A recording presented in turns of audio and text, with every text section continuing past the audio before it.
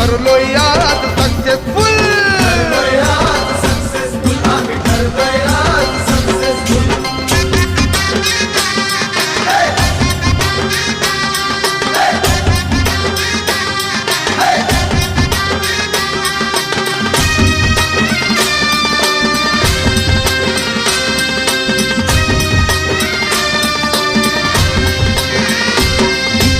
अपमानाच्या वेदना भेटल्या, अहो छाताडात ठिणग्या पेटल्या,